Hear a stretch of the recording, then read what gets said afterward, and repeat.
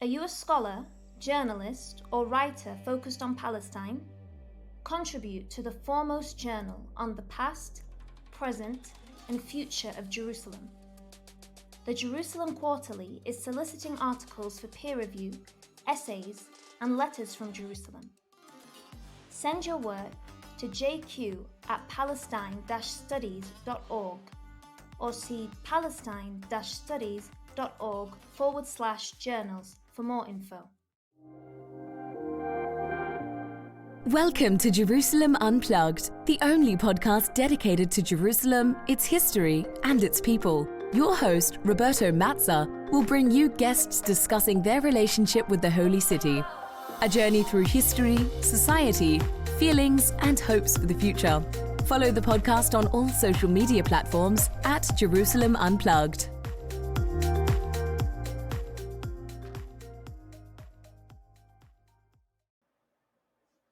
Welcome to Jerusalem Unplugged, the podcast dedicated to Jerusalem, its history, and its people. I'm your host, Roberto Mazza, and today it's with great pleasure that my guest is Professor Beatrice St. Laurent. Beatrice is currently professor at Bridgewater State University, is an expert of early Islamic Jerusalem. So today we're going to talk extensively about the early Islamic Jerusalem, particularly of the period of Mu'ayya, so the early 7th century. And we're going to focus on a very important building in Jerusalem, a building that we only discussed a few times here and there throughout the podcast, but today we're definitely going to get a lot more details. The Dome of the Rock.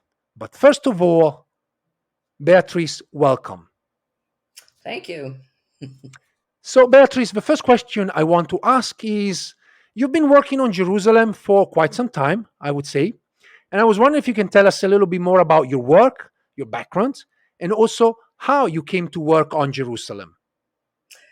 Well, your introduction places me as a specialist of early Islamic Jerusalem. In fact, I am not the specialist of early Islamic Jerusalem. I began my career as an Ottomanist of the late 19th and early 20th century, writing a PhD thesis on the city of Bursa in Turkey, and came to Jerusalem to work on the tiles of the Dome of the Rock, because I knew that the Armenian tile makers had moved from Kütahya to Jerusalem.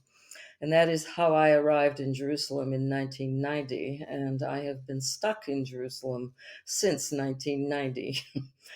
Though the Turks keep coming to find me to do articles on Bursa and other related topics to Turkey, notably recently on photography, which I am also a specialist of. Now, the work I began in the 90s when I lived in Jerusalem for 3 years was on the Ottoman restorations of the Dome of the Rock from the 16th century to the early 20th century. All of that work has been published, and I've not been working on that for a long time. I was lucky to be in Jerusalem when the Dome of the Rock was rebuilt by the Jordanian king in 1993, 1994, and I was already working with the Awqaf authorities in the Ottoman archives up there at the Haram. I was privileged to be working with both the director of the museum, Khader Salame, and Issam Awad, who was the chief architect and conservator of the monuments of the Haram. I give you this background because what I have ended up doing is having a collaborative relationship with Issam Awad for over 30 years. He was the chief architect and conservator from 1972 to 2004 when he retired. He is my co-author on most of the publications on early Islamic Jerusalem.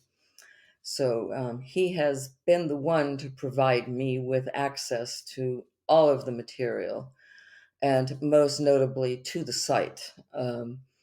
As you probably know, the access to the site is very difficult to do any kind of professional work.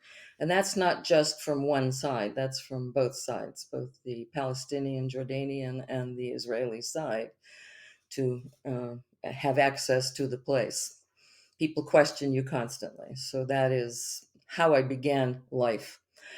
In 2010, I was approached by Isam to help publish, to publish. I would be an historian. He is the architect with 32 years of experience on the site. And the project on 7th century Jerusalem began in 2012 when we started corresponding and discussing the Solomon Stables as the first mosque of Jerusalem, which was first published in Jerusalem Quarterly in 2013.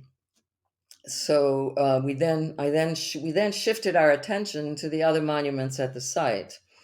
I had worked on the tile restorations of the Dome of the Rock, which became a focus, and I have become a specialist of the tiles of the Dome of the Rock.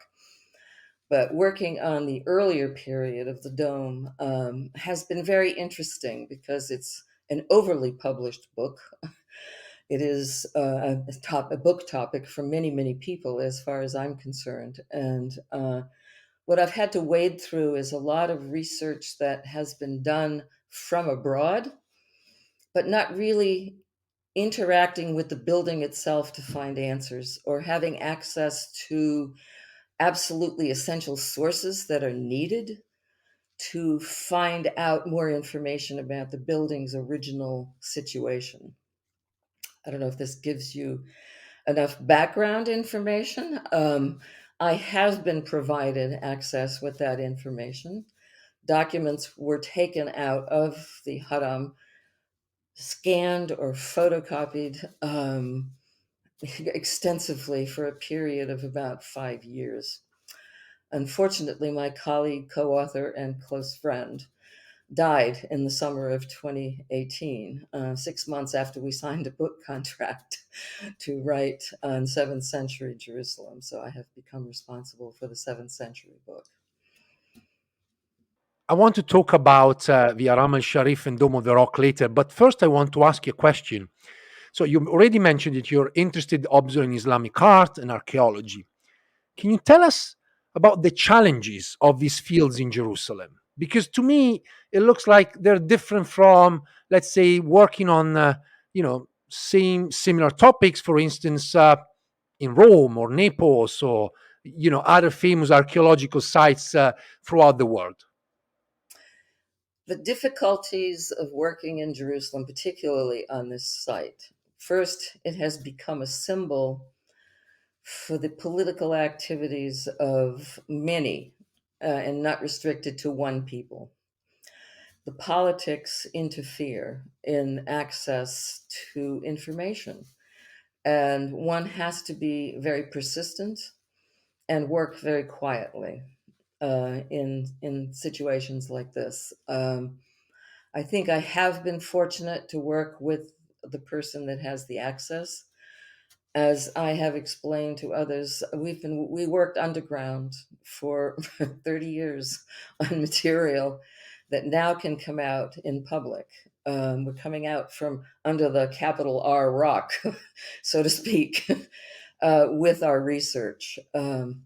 And it will be published in this book. But the difficulties, I, as a foreigner, have to enter the site from the public entrance. There was a moment in the 90s when I was working in Jerusalem, and even in the 2007, 2008, 2009, I actually had a little Aukaf ID that I could enter with, and there was a picture of me giving me permission from the Aukaf. And the Dome of the Rock sort of sat on my head. It was a very interesting time period to have access. I could access from the Mejlis gate, and I didn't have to go through the Maghribi gate. But that all ended at a certain point, and I only could access through the Maghribi gate in the south entrance, where foreigners are allowed to enter. I also became the person at the Albright, which is the American School for Archaeological Research, where I reside and am a fellow when I'm in Jerusalem. I became the one responsible to give tours of the Haram Sharif, of the Islamic period monuments. And uh, we'd be given trouble accessing the site through the Maghribi Gate because we were archaeologists, or so they say. Well, I should define that. I'm not an archaeologist. I am a trained art historian with a PhD in Islamic art and architecture from Harvard University. However, my work in Jerusalem has redefined who I am. The work has to be, by definition, up there archaeological in terms of research. So I don't even participate in art historical conferences anymore. It's all archaeological conferences. Maybe a little anecdotal story you might find interesting. I participated in a conference at Tel Aviv University, which was a combined um, conference between the history department and the archaeology department. Yuval Gadot invited me to join this conference, but it was chaired by someone in the history department.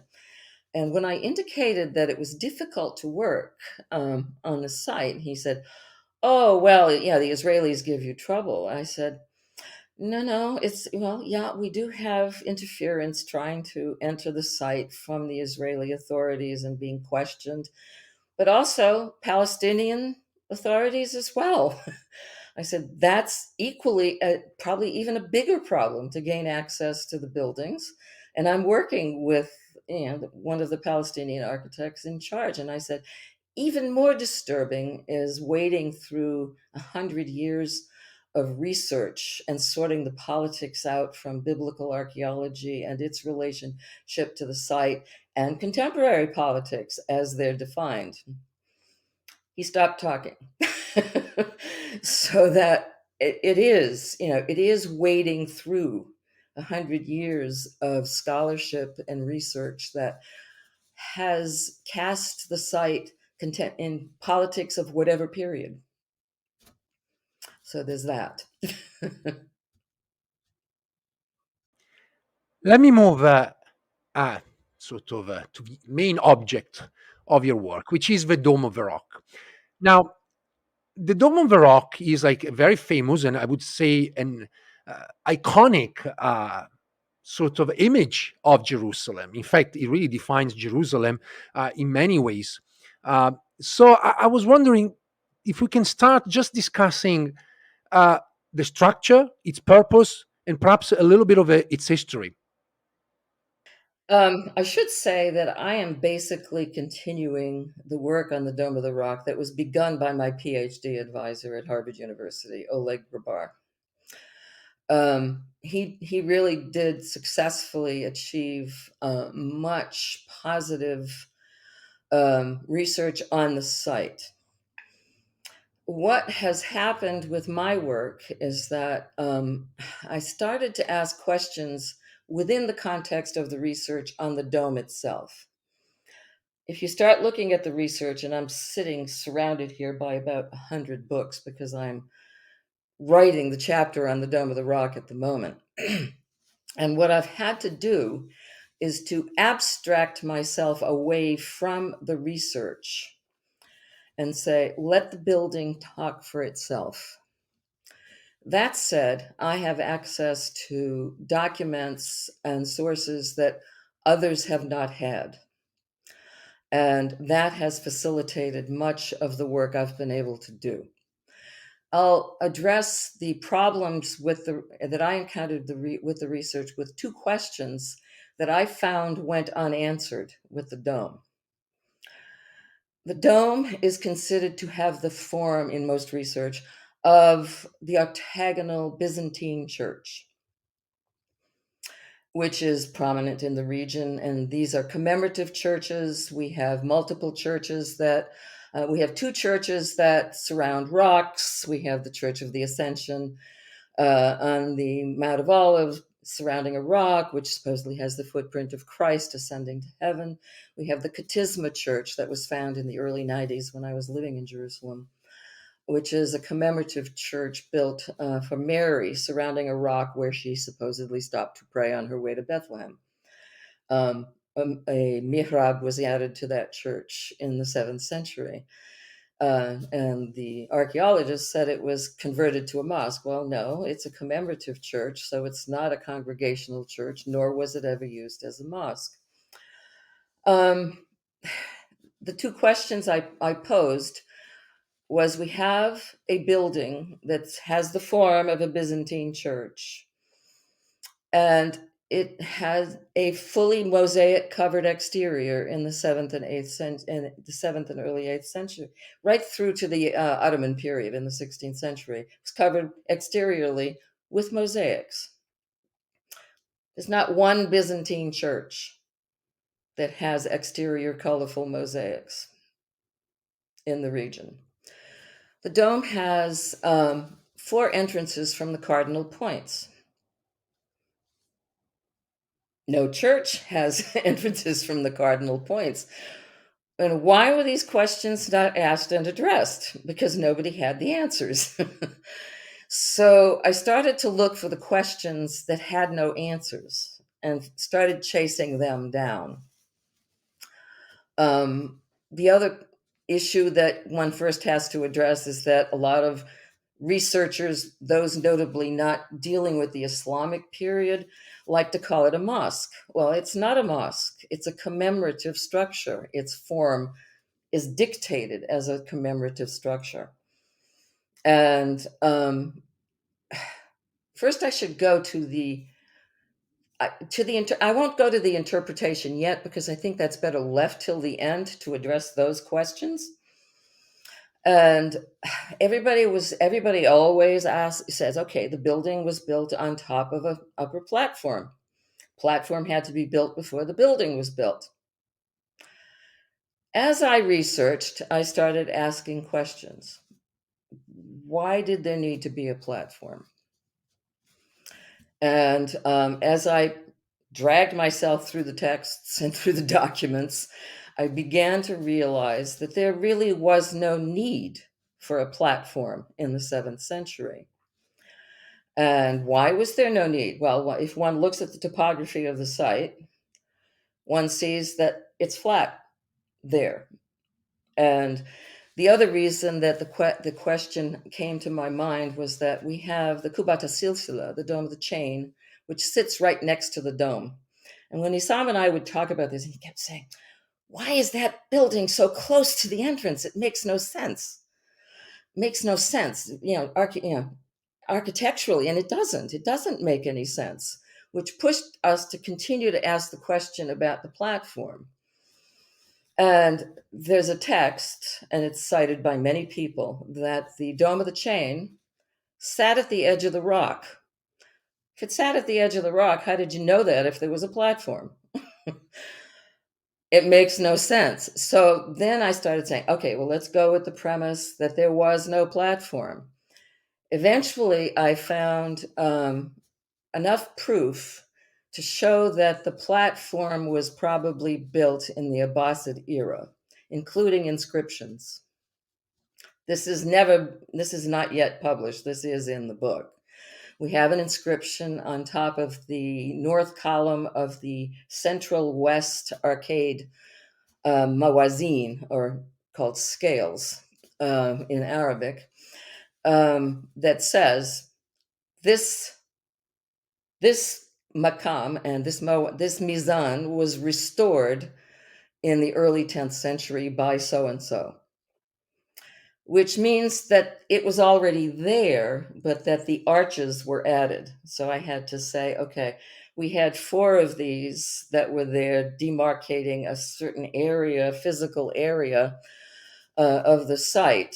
I have a purpose in saying this at the moment, but then I could then go back into the textual sources and realize that the platform that Nasri Husra saw was that early Abbasid platform, which stayed there until the Ayyubid period. It was expanded in the Ayyubid period, and I won't give you the details on that because it's not necessary.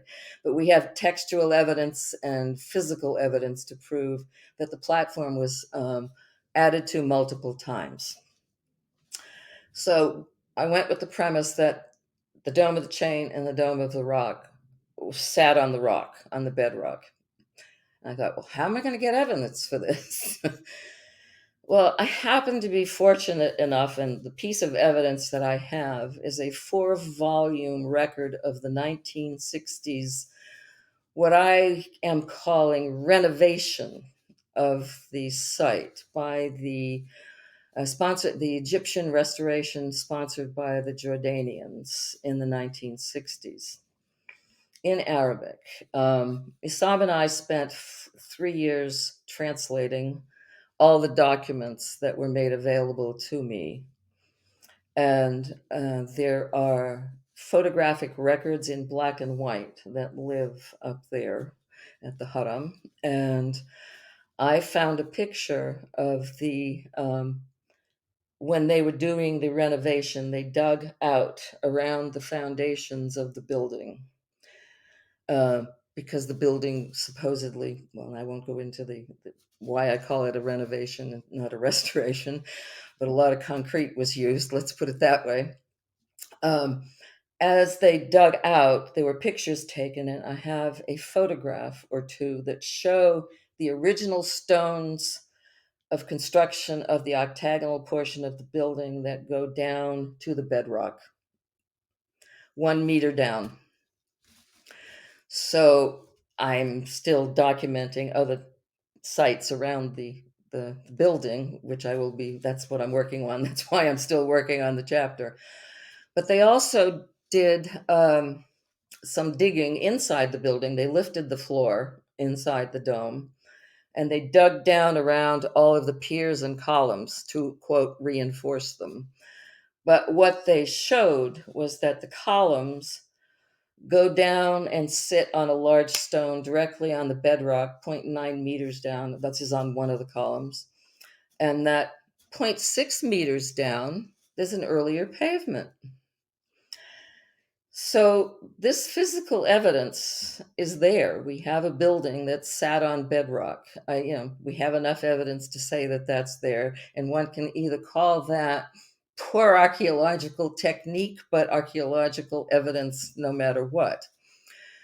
So that is the premise. The building was there. The stone that's used is very much, in 2007, when I was inside the building, they had taken all the marble off the interior one side at a time, and it revealed the stonework so that I could see the shape of the stones, the size of the stones, and very much Umayyad stone period stuff that's there. A colleague from Hebrew University sent me pictures that she had taken from the inside showing that the windows were bigger and that the windows were all open at some point, and they were probably marble grills reflecting the light on the interior.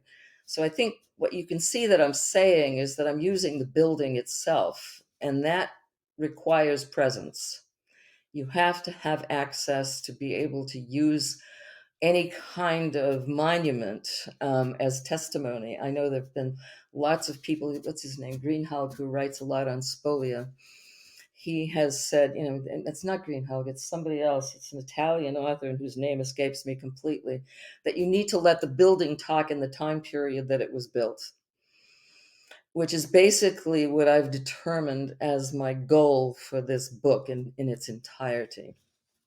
And I know you've read my article on spolia where I cite all of this. So this is my methodology, is to let the building speak. I have a question about sort of the common chronology of the area and the building itself. So I guess, opening Wikipedia or any history textbook taught in college, I would say you normally look at the Haram al-Sharif of Temple Mount, depending again the point of view and religion, but I think it's not relevant to go there. But certainly, the chronology is that, well, the Romans, so first century, razed to the ground the area. And then it's safe to say that they built perhaps something on top, maybe temples. Certainly the Byzantine built something on top of that. So I was wondering what exactly, because, this is sort of the chronology. Normally they tell you, well, these are Byzantine arches, but now it seems that you're suggesting actually there was nothing Byzantine there. So I was wondering, what do we know about this period in between? So the 1st century to the 7th century, what was there? What was there? That's a good question. There's a long answer for that, but I think what one has to say is that you have the destruction of the temple in 70 CE. You have the Romans returning, and I think the current thought, and this is not my field, is that this was revered as a space that was sacred, but there's no evidence of that temple that was built up there. And I think what's her name? Wexler Badola has done quite a bit of work on that, and she participated in a conference that we organized at Providence College in 2017 with her work. And they found the fallen stones along the western wall that said that there was construction from that late Roman period. It was used as a stone quarry. I think for the late Roman period, for the Byzantine period. And it was with the return, and of course you have the intervening period where the Sasanians, the Persians, invaded. And the level of destruction is now questionable according to the archaeological record. I think more survived than a lot of the Christian sources give credit. The archaeological record is proving otherwise. But it was when the Muslims returned, when the Muslims arrived, the site was destroyed. And Eilat Mazar has done a book, a 2-volume set on the walls of the Temple Mount. And it's very interesting. I thought I was going to encounter problems when I started examining the book. And I think I'll eventually review it as the Islamic scholar, because I give her a lot of credit for the work she did. She basically showed in Muawiyah period rebuilding of the walls. The south wall was basically very much destroyed, with remnants of the triple gate, double gate. And if one looks at the level where Muawiyah's walls are built, it's right over the Herodian remains. And he established the footprint of the Haram al-Sharif directly over the Herodian precinct, using some of the entrances. The first 2 entrances that were rebuilt were the triple gate and the double gate, which already existed in some form. We know that, Meir Ben Dov certainly has done the excavations on that, and I've met with him multiple times with Isam discussing their find. Those 2 worked together during this period. So it was, all right, I let you open this channel, and then we plugged it up, and it was fascinating listening to the 2 of them talk. But the 2 gates were rebuilt because the resident Christian, Jewish, and Muslim population entered from the south. That was the way you got in. The main entrance of the city was the Golden Gate, which had been originally built by Heraclius when he returned the relic of the cross after the Sasanians were finished and taken out of there. In 630, I think is the date. That's the date. And the Umayyads rebuilt the gate as the ceremonial entrance to both the mosque and to the site, and it was the main entrance to the city at the time. So we have that footprint, and I will add, I have encountered a great deal of conflict from the Muslim side, contemporarily saying there was no temple, which is current in the politics of today, but it certainly is clear. Michael Burgoyne proved that there's evidence of Umayyad construction in many of the extant gates. So that was clear. But the site was used as a quarry. It makes sense, and at our conference in Providence in 2017, Jody Magnus was speaking, and I had brought Sari Nusseibeh as the Islamic plenary speaker. And there's this discussion that the Muslims destroyed the implication from one side is that the Muslims destroyed the site, but there's hundreds of years that intervened. So one has to factor what happened to the materials that were up there. Some certainly remained. We know that the Herodian stones were used in the building of the first mosque, which we're saying is in Solomon's stables in the Marwani Musalla today. There were certainly some remains that were there. And on one wall of the dome, I have been able to see in a 19th century photograph at the École Biblique that they did use some spolia remains in the building of the dome. I'm trying to keep this as archaeologically focused as I can, because I think though politics affects the research, it doesn't dictate it, is really where I want to stay. Does that partially It answer your does, question? and I agree that obviously the politics of the site is different from the archaeological history of the site itself. They're very different.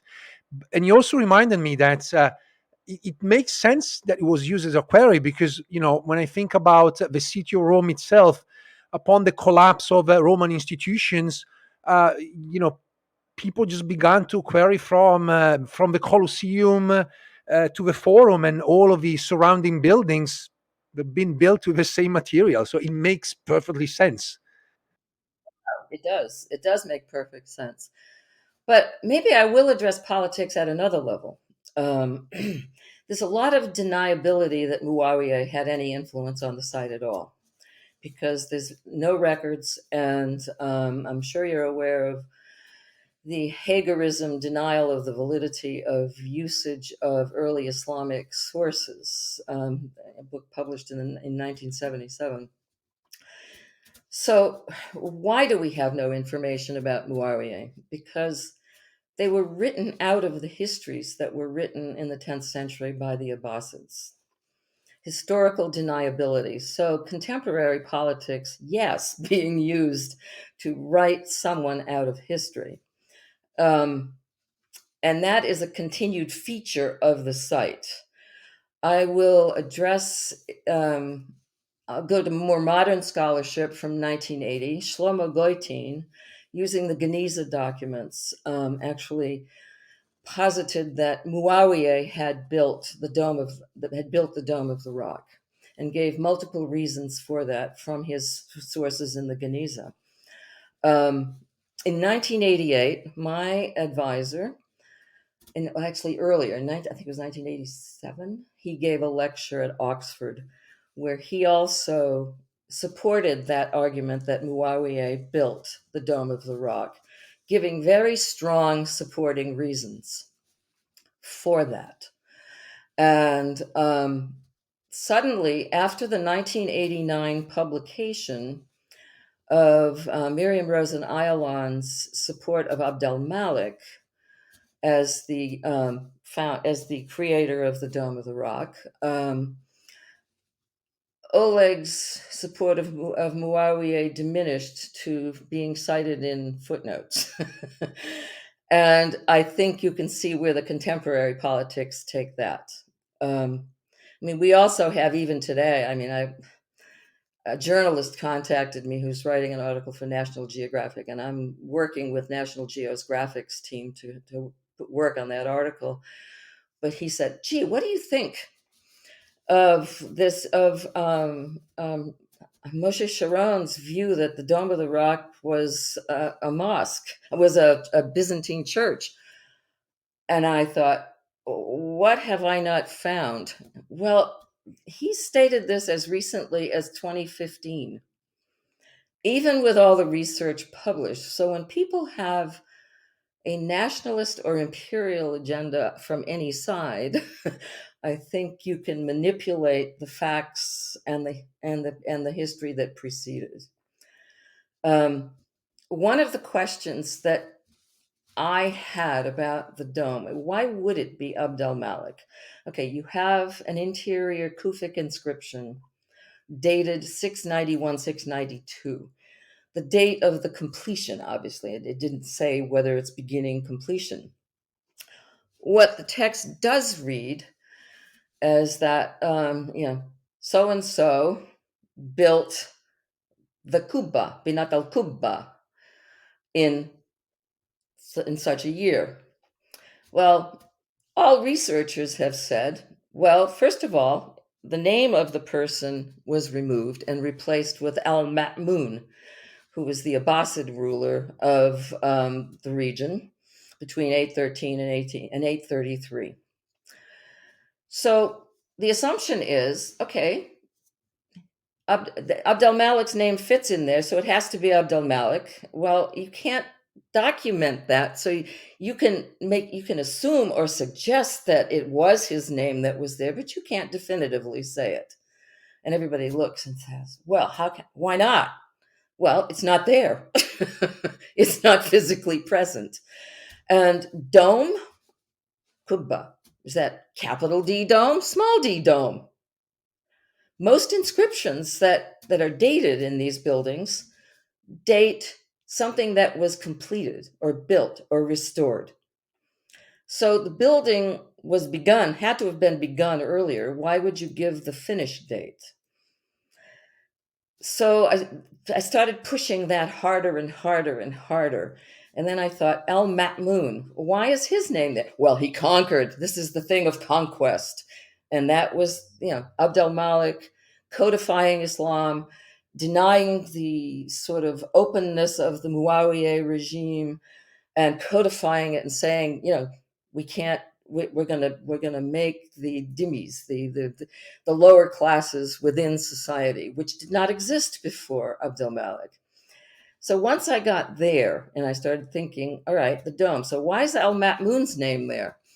I'm not gonna accept that it's conquest.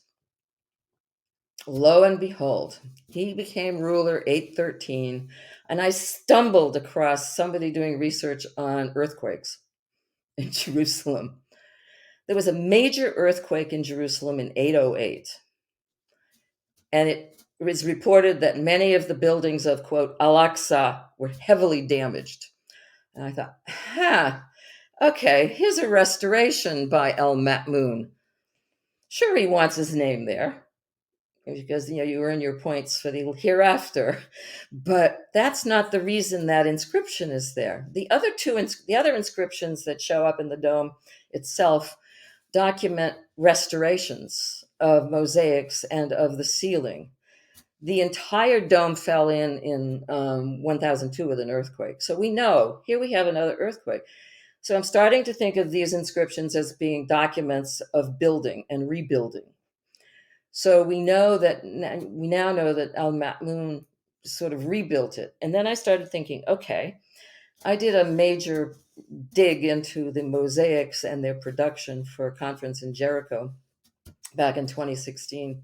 And I went back and read all the stuff by Margriet van Berchem on her expertise on the mosaics. And I first published in 1932 and republished in 69 in the Cresswell volumes. And if you stick to the 32, you never hear what happened when she continued her research. The techniques, she looks at the techniques of mosaic done in multiple periods. And the early ones have a defined technique of, if you have these floral patterns, the exterior surrounding tesserae follow the pattern. In the later mosaics, that disappears. You have black outlines, and then you have the stacked little tesserae around them in a very linear fashion. And this happened this week. I said, well, wait a minute, I'm going to look at how the mosaics are done in this inscription.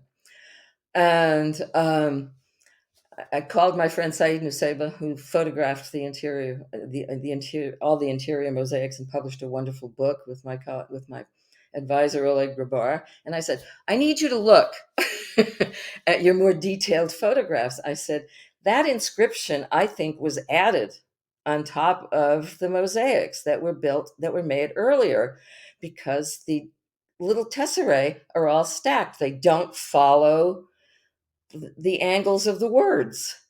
And I think we found some verification. And in the circular arcade. The mosaics appear in the spandrels, but there's nothing, you can't see. The Ottomans had put a wooden cornice, so you can't see what's behind. I said, look and see if you have any details that show if there was any inscription above that. And I started asking those questions because Margriet van Berchem went to Cairo to see if she could find the color pictures, which I looked for in Amman in the Awqaf.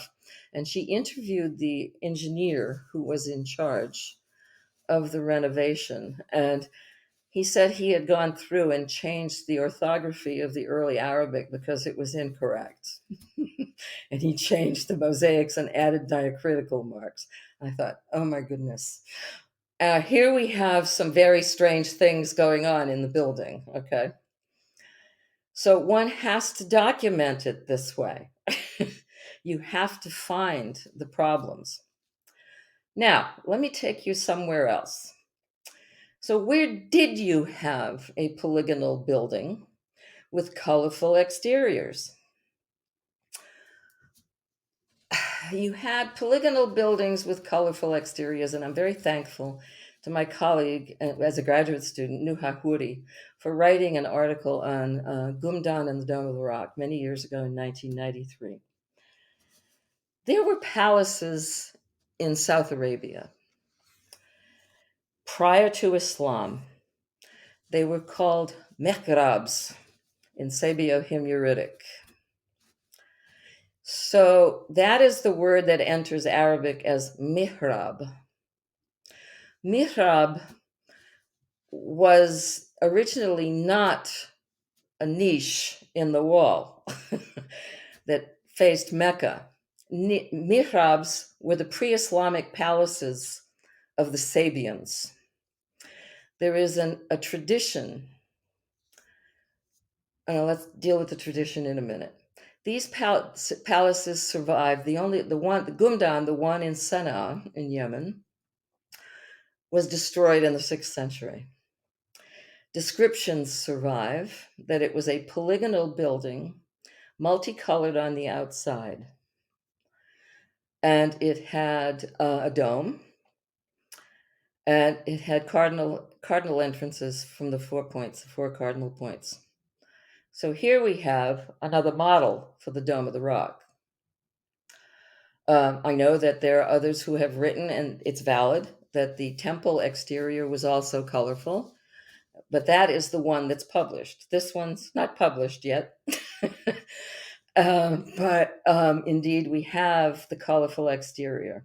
Now, there's an old tradition, and I don't know if it would officially be called a hadith, but there is a tradition that exists that in 630, the Prophet asked his converted Sasanian governor to build a mosque in his garden, in which he asked him to include the 2 stones of ritual stone worship, which one also can tie to the Dome of the Rock, which has been done in the past, but to attach on the east side the ruins of the Palace of Gumdan.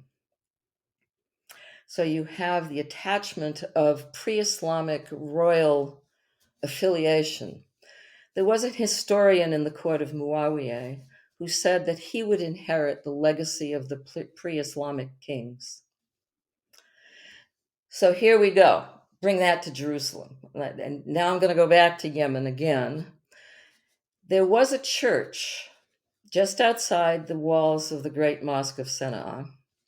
And I'm fortunate to have all of this information because Isam worked on the restoration of the Great Mosque of Sana'a for quite a few years, process which has obviously been stopped because of the troubles in Yemen. But the description of the church is that it had a large iwan, very much in the Sasanian tradition, that was decorated with mosaics on the exterior. And those mosaics were described as trees and foliate motifs. Think of the interior mosaics of the Dome of the Rock. Apply that to the exterior. These mosaics were moved in 684 to the Kaaba in Mecca. So the use of mosaics did not necessarily come from those Byzantines that everybody wants to say they brought them from Constantinople. But the other person who put me in touch with the Sasanians as the originators of mosaics was Stephen Fine, who teaches at Yeshiva University in New York City. We were on sabbatical at the same time in 2016. He says, "You've got to go find the remnants of the mosaics from Ctesiphon, the Sasanian palace of Ctesiphon, in the Metropolitan Museum." Lo and behold, the same technique, these wandering little tesserae. So, and we have no other mosaics of the same quality as in the Dome of the Rock, in the region of the Dome of the Rock. So it is probably Sasanian craftsmen, either from the south or from the east. Persian craftsmen who probably, were in charge of the mosaics. Does that help answer some of those questions? There were other Sasanian connections, obviously. It does. And in fact, it just made me think that whatever I knew about the Dome of the Rock has been somehow demolished, I would say. Literally, I mean, I go mostly with the most common narratives like, you know, the Muslims have arrived. And of course, you have this new buildings emerging, which somehow represented also Islamic power.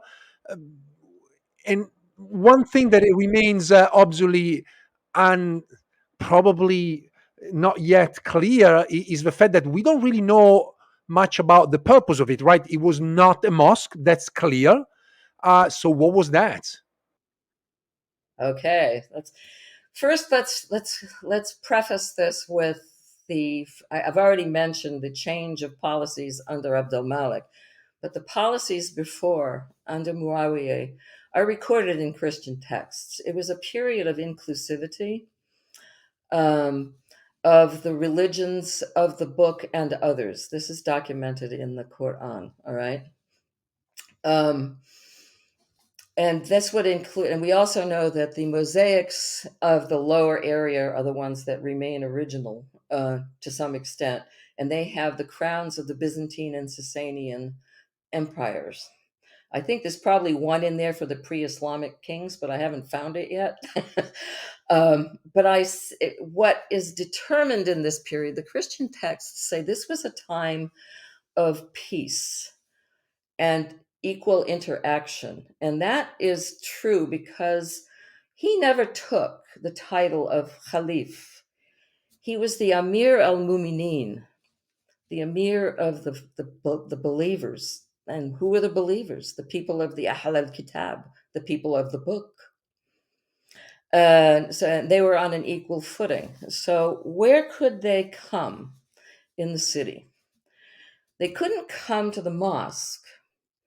And the dictates of building mosques, as in the southeast corner, the Marwani, were that it had to be a simple building, had to be a very simple building. And you couldn't have all this decoration, and indeed it doesn't. But that wasn't dictated for any other building.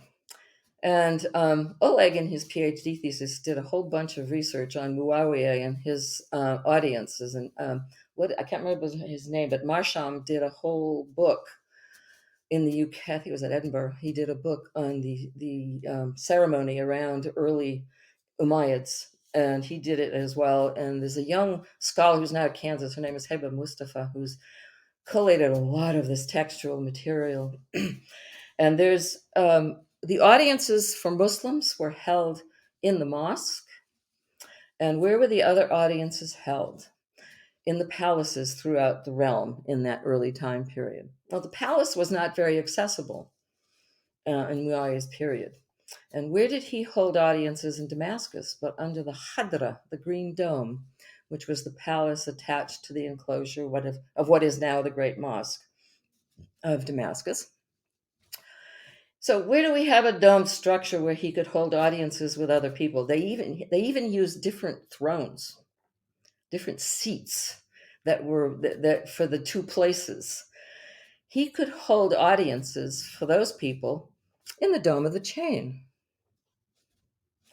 The domed structure. that sits with undefined purpose beside the Dome of the Rock.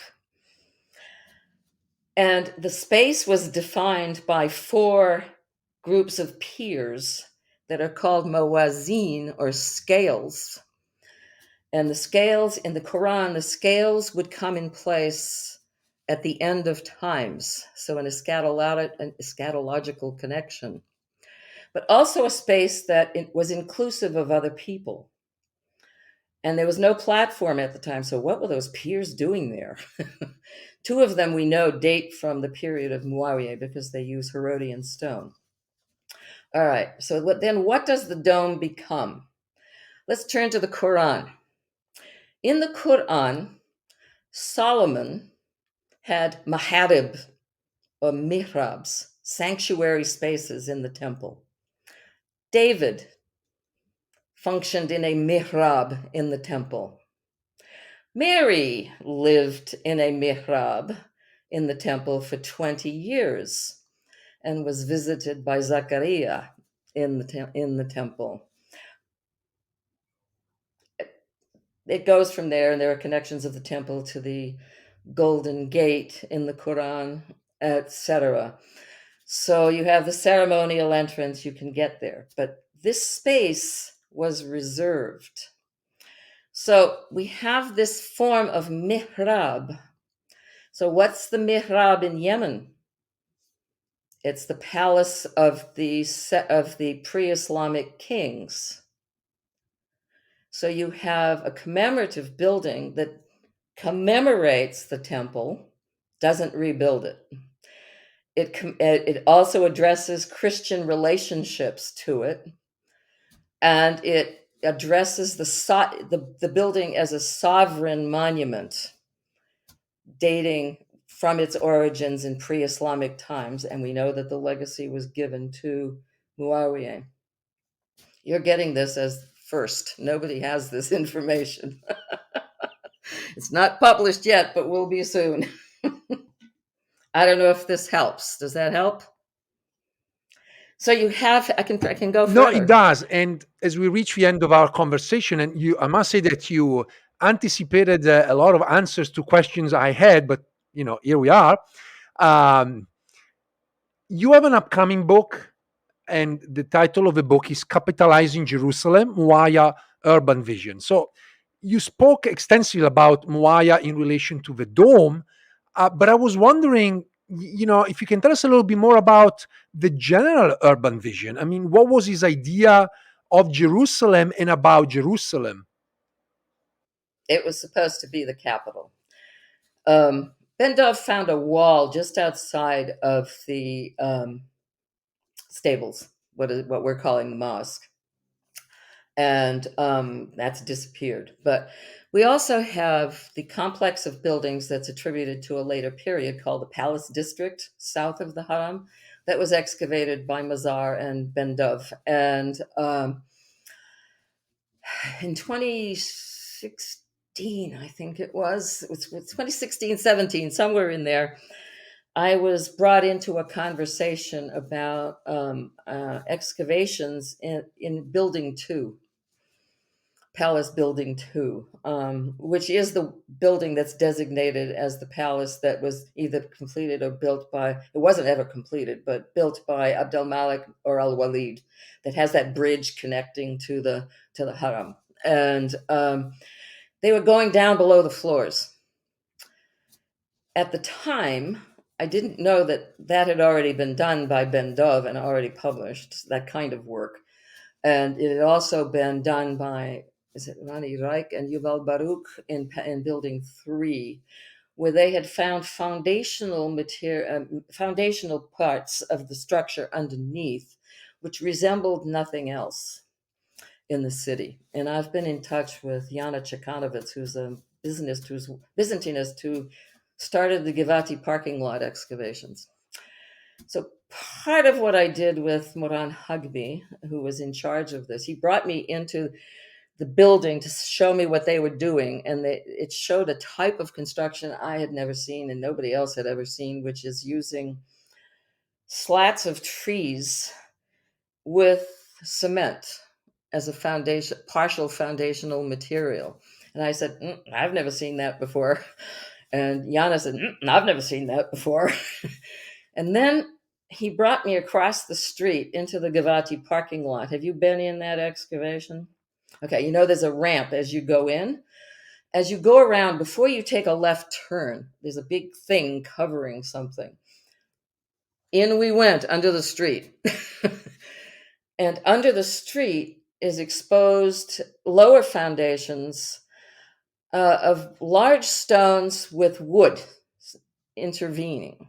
And they didn't know where it was coming. Obviously, that's why I was brought there. Have you seen this before? And I said, yeah, I've seen it before. Where have you seen it? I've seen it in the palace of Sinabra, the palace of Muawiyah, built on the Sea of on the Kinneret, or the Sea of Galilee, whatever you want to call it, south of on the west side, where they used to think it was a synagogue, and Ronnie Reich disproved that, and Don Whitcomb proved it was the palace of Muawiyah, and it's continuing to be excavated by Rafi Greenberg.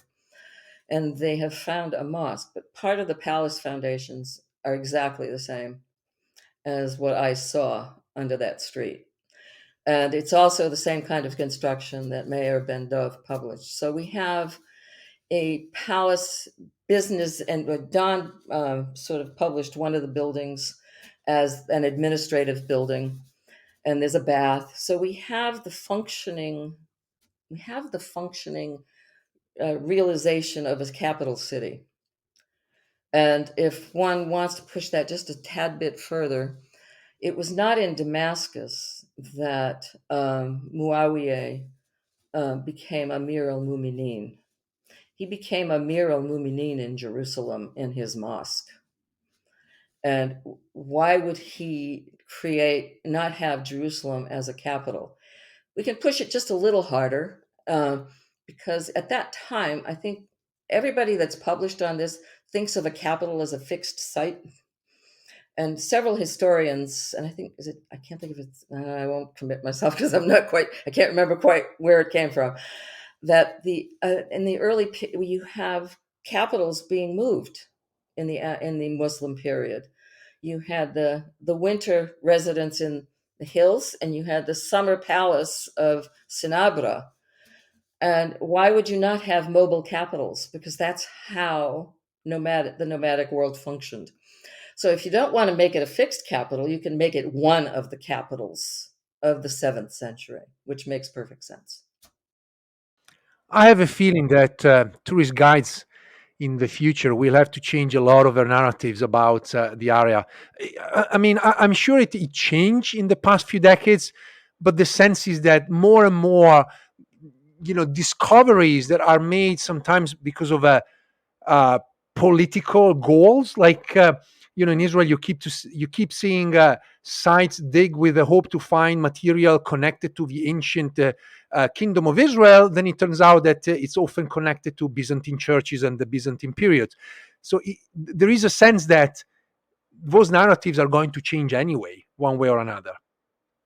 Well, they already are. They already are changing. I mean, was it just in the Agade list yesterday? What they thought was a temple has ended up being a Roman building.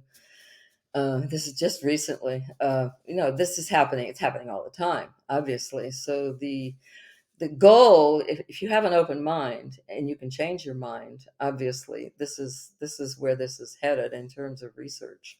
But yes, this is happening. But I did get archaeological experience. I dug at Tel Mikne, Ekron, with Trudy Dotan and Cy Gittin for 2 seasons. I did want archaeological experience, and that did provide me with some. And they made me their in my area of digging. I had to be the one who did all the drawings, because my undergrad degree is in studio art. I was a painter.